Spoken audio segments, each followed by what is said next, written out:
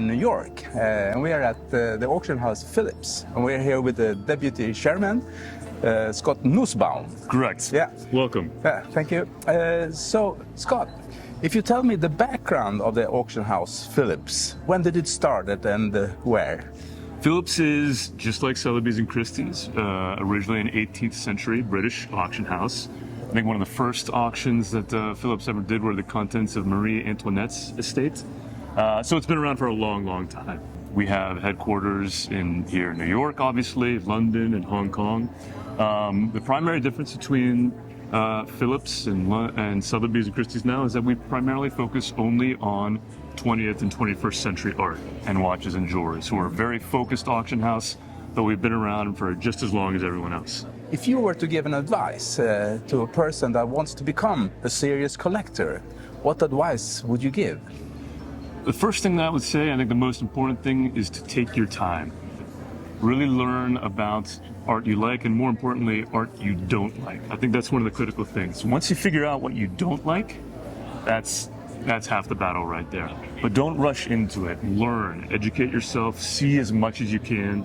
Go to the galleries, go to museum exhibitions, go to the auction houses. Take in everything and learn. Don't jump in too quickly. One thing that we don't like is when somebody new comes in, they want to buy something, they get really excited about an auction, they bid a little bit too much, more than they're comfortable with, and then they regret it the next day. That's not what we want. We want people to be happy with what they have and what they buy. And I think the best thing to do is to come prepared. And you prepare yourself by seeing, by learning, by taking time. Most opportunities for art are not once-in-a-lifetime opportunities. Every auction season, every gallery show, there's something new to discover. There's great art out there all the time. So there's no need just to jump in head first, dive in head first, and do something that you might regret later.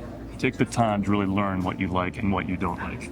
If you look back, say 10, 15 years, about the world of collecting, how do you think it has changed over the years? It has just grown exponentially.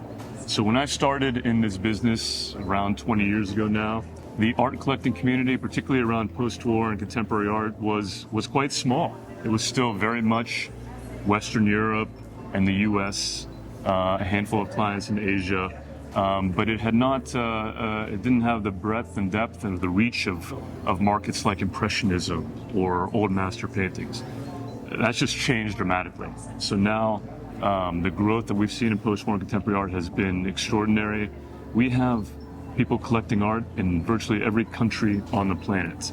And now it's so easy with our online auctions and the capability to bid online. So it's always exciting for us when we have an auction and we see bidders coming in from, Pacific Islands, random Pacific Islands, and Africa, and Asia, and the Middle East, and all over the world. So the biggest change is that the market has just grown. If you look into the crystal ball, into the future, how do you think that the world of collecting will change in the future? I think it will continue to grow, particularly in times of uncertainty, which every year the world seems to get a little bit more uncertain, a little bit more unstable. I think people find art to be a very stabilizing influence, a very kind of timeless force. And I think that that will just continue to grow.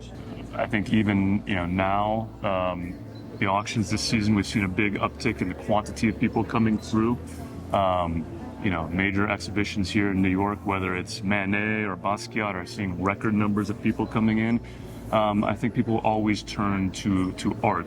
In good times, in bad times, in times of uncertainty, but particularly, this day and age, there is that kind of feeling that, with everything so digital, with so much instability in the world, there's something I think very comforting and very stabilizing about looking at art, having something tangible that's been around.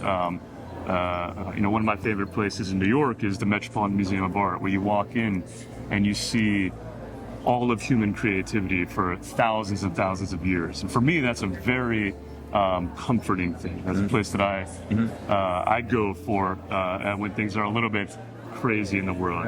I always return to art. And so I think that will just continue to grow. In the past, it was so that museums were the biggest collectors of art. And now we see more private collectors coming around, also building their own sort of museums. How do you think that will change in the future? Who can afford to buy masterpieces like Basquiat here for $60 million? I think that will also continue to grow. I think as global wealth increases, you see a growth in the quantity of collectors around the planet. And some of those collectors have really extraordinary means. And very frequently, or more frequently now, what we see are those collectors, rather than donate parts of their collections to museums, which may or may not be on view at any given time, they prefer to build something on their own, to exhibit their own collection, and to know that it will be on view all the time. It's definitely a phenomenon that we have seen rapidly grow over the past generation. Will continue to grow, in my opinion.